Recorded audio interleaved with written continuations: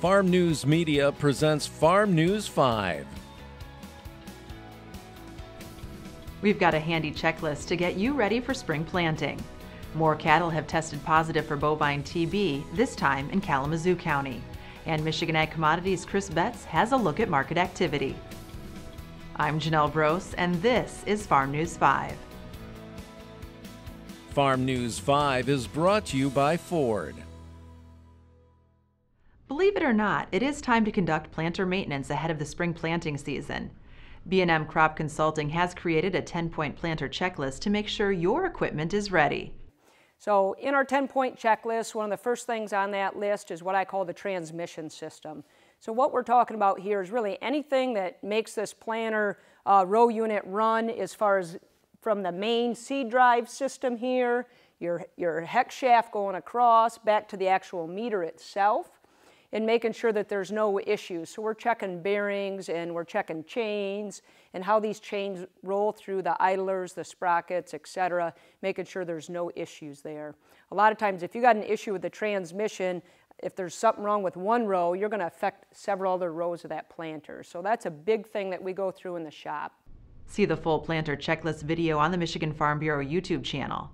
B&M Consulting will also be hosting a corn planter clinic on March 8th in Coldwater. Visit bmcropconsulting.com to learn more and to register.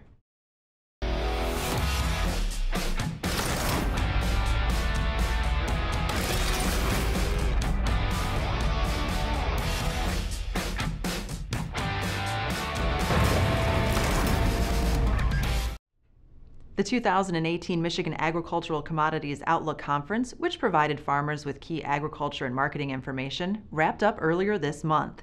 Keynote speaker Dr. Mike Bolje says, in an economic downturn like the one facing the agriculture industry today, growers can go from red to black by focusing on things they can control, like increasing their productivity and yields, lowering costs, and getting better prices. So I'm telling farmers, focus on what you've got some control over. What you pay for your inputs and the quality of the inputs you buy.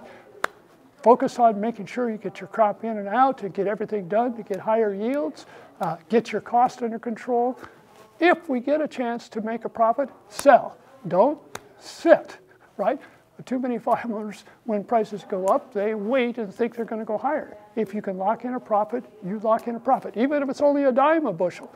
And notice we're talking about bushels. You don't do your cost analysis on a per acre basis, you do it on a per bushel basis because that's what you sell. You don't sell acres, you sell bushels. It is uncertain how the agricultural economic downturn will impact the number of farmers leaving the industry. In the 1980s, we lost a number of farmers. It just financially failed. The people the most vulnerable right now in terms of financial failure, having to exit the industry, are renters.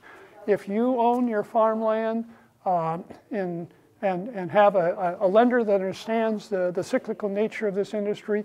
Lenders are working with their farmers, they're refinancing their farmland, they're rebalancing their loans, they're giving them longer repayment schedules, etc. People who rent farmland don't have the same base to start with to do that, and they got a higher cost structure to start with. So we'll probably see some renters, some people who've been aggressive renters, paying high cash rents, will probably have to get out of the industry.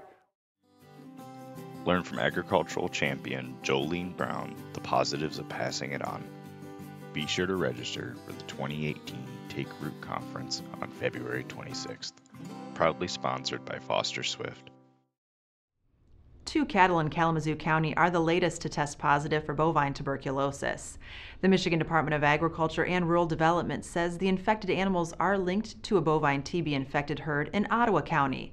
The infection originated with a herd in Indiana.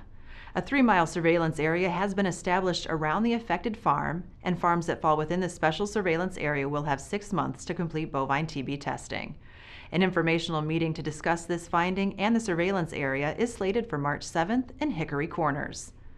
With a look at the latest market activity, here is Michigan Ag Commodities' Chris Betz. Thanks, Janelle. Beans have been the biggest story of late, but little fresh news this week has left trade struggling to break through contract highs. Dry conditions in Argentina inspired fund short covering since mid-January, supporting prices higher. This group is now built a net long in beans and meal. Argentina weather will need to remain dry for buying interest to continue. The USDA Outlook Forum pegged 2018 U.S. soybean planted acres at 90 million versus 90.1 million last year. Corn was also put at 90 million acres versus 90.2 in 2017. Corn continues to tick higher, supported by the move in beans, as well as firm ethanol production. Wheat has been supported by dry conditions in the U.S. plains, as well as higher Black Sea values.